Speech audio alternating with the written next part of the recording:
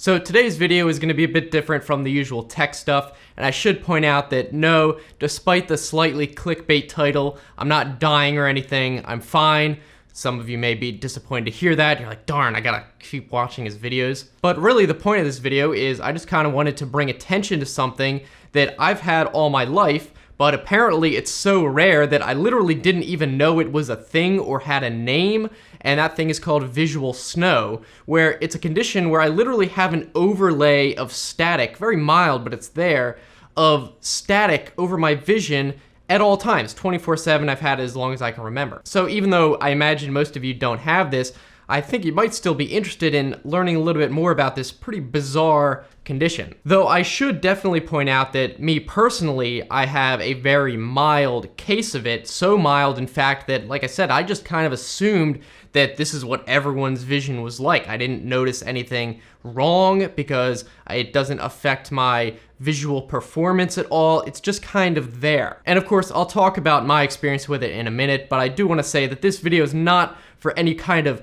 pity party for me or anything like that. No, really the reason for me making this video is kind of twofold. The first reason being that there are people out there who have it much more severe than me, to the point where it really disrupts their daily life, as you can imagine, just having static disrupting your vision all the time. And it is so rare that apparently a lot of doctors, perhaps most doctors, even most eye doctors, have literally never heard of it. And because of that, there's very little research being done on it, and there's actually no cure known for it. There's some treatments, but they don't really work. And so it was pretty crazy to me to hear about this thing that I've just had all my life and that most doctors have never even heard of. So I thought, you know what, I kind of should talk about this. So really the second reason I'm talking about it is in case there are some other people out there who didn't even know this thing had a name or that it was even a thing, and that perhaps it might not be as rare as we think, I don't know. And I figured since I do have this YouTube channel, I felt a little bit obliged to at least get the word out on it and make a video. Of course, I will mention a couple ways if you want, you can contribute to some of this research. I'll put a link in the description. There's at least one organization called Visual Snow Initiative that's doing a fundraiser for this research. This is not a sponsored video at all. I'm just doing this on my own volition, but I'll put that link in the description if you want to check that out. Before I do get into my experience though, I'd better quickly explain what the heck this is so you know what I'm talking about.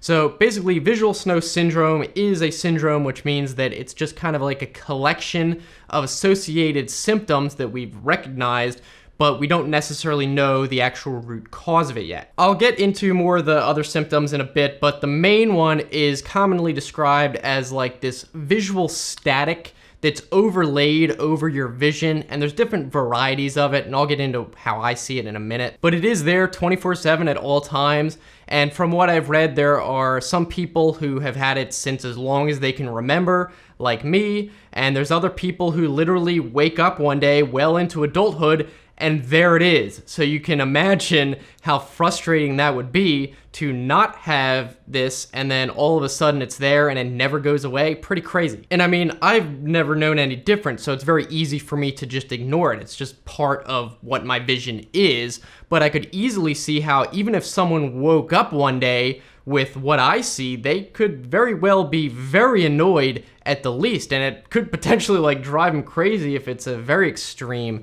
case. So anyway, the background story for me is that really all of my life, I have noticed on occasion, it's always there, but I only notice it on occasion, that there is this mild static overlaid over my vision. And usually I would notice it when looking at like a blank wall, like a flat uniform surface or something where it's more obvious. But really anything I look at, if I look for it, I can see it, but it's very easy for me to ignore 99% of the time. And because it doesn't affect my visual performance at all, I can see things clearly and sharply, I really didn't even think anything of it. On very rare occasions, I would kind of notice it's there and kind of think, maybe I should Google that and see if there's a name for that, but I would just completely forget about it a few minutes later.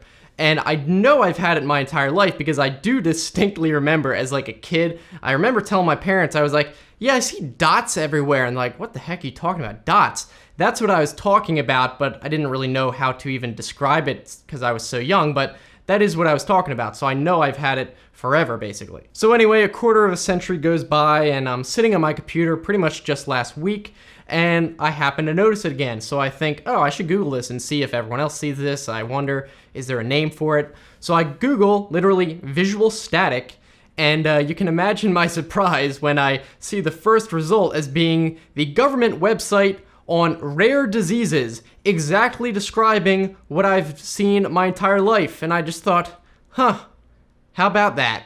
So how I would describe it is very much similar to how if you ever take a camera picture with a video camera or still camera, and if you don't have perfect lighting, a lot of times there's just noise on the image. It's from sensor noise. And I can demonstrate this by turning up the ISO on my camera to increase the sensitivity, which will therefore increase the noise, and I'll try to do that now. So I've just cranked up the sensitivity on my camera, the ISO sensitivity, and maybe depending on the YouTube compression, hopefully you can see that there's quite a bit of static, especially on darker areas like my shirt, and that kind of is an analog to what I see. Of course, maybe to a lesser degree, maybe a more degree. I can't really see based on the small screen how bad it is, but you can get an idea. It's kind of hard to describe, but I would describe mine as clear. So it's not really like something is in front of it. It's more just like my vision is composed of an infinite number of like tiny little flickers or fluctuations in light. And they're so small fluctuations that, again, they don't disrupt what I'm seeing. They don't adjust the sharpness of edges or anything, but they're just there. But they do definitely get more noticeable in darker rooms when there's less bright things to kind of drown out that noise. And from what I understand, I could be wrong, but I do believe I read that everyone to some degree in very, very dark rooms does see a little bit of visual snow because of the inherent noise in the cones in your eyes that are perhaps getting less signal from photons, and again, there's less light to drown out the inherent noise. So I don't know if this is true for everyone. Definitely normal people don't see this during the day, but perhaps you can test it out yourself at night, maybe kind of take a notice to see if you see what I'm talking about. And really, one of the reasons I never even searched for it up until now is because me using cameras and being interested in cameras all of my life, I know how ISO sensitivity works, and I literally just assumed, oh, well, cameras have inherent noise in the sensor. I guess our eyes do too. I had no idea it would be any different, so I just didn't even think anything of it, really. I think that's enough of the high ISO example, so I'll go ahead and switch back to the normal image now. So I did mention that there are other commonly associated symptoms, one of which that I know is tinnitus, or ringing in the ears. And as long as I can remember, again, I've had this very minor, but it's there, ringing in my ears. Usually I only notice it if it's in a very quiet room and it doesn't affect me otherwise, very much like the visual thing. And there is actually one theory that visual snow is the result of overexcited neurons, or perhaps overly sensitive neurons that are just showing you things that normally a normal person wouldn't see because they're being filtered out. But perhaps if the signal is too strong to be filtered out, well, you see it when other people normally wouldn't. And that would make sense how you get some in the ear with tinnitus and visual snow. I don't know, it makes sense to me. A lot of times also I've read that migraines are heavily associated with visual snow. They're not necessarily associated. I thankfully, for example, don't get migraines, never really have, but a lot of people, I guess, get what are called like auras, where it kind of disrupts your vision during the migraine, and they think perhaps a visual snow syndrome has to do with migraines. In some people, I don't know. There are also some other possible associated symptoms, such as photophobia, which is an oversensitivity to light, which would kind of make sense if the other theory that I talked about is true.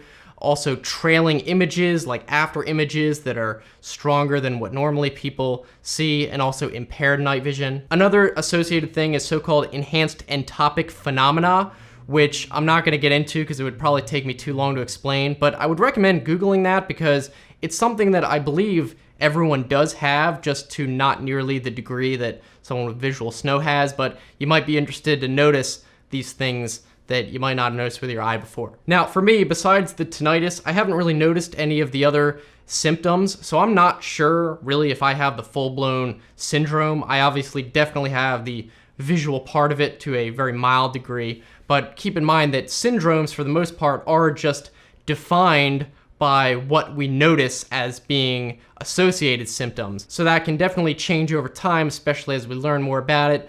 I don't know. So that's really why more research does need to be done on it. But again, like I said, a lot of people who have this have said that most of their doctors have never even heard of it. They have to go through several doctors, even several eye doctors, before they have a doctor that even knows what it is, and it's usually like some sort of specialist. Now, like I mentioned before, there is at least one organization called Visual Snow Initiative that is doing a fundraiser for more research. I'll put a link to the description for that if you want to check that out, throw a few bucks towards it. And there's also another website I found that is pretty helpful, especially in describing a lot of the symptoms, called Visual Snow Foundation. I'll put a link to that as well. I mainly just want to get the word out because this is the first time that I've experienced something where something so basic to me is completely unknown, even to doctors that apparently are supposed to specialize in this. It's just so rare. And of course, when I first was hearing about it, I was kind of concerned, like, is this something that's gonna get worse? Luckily, from what I've read,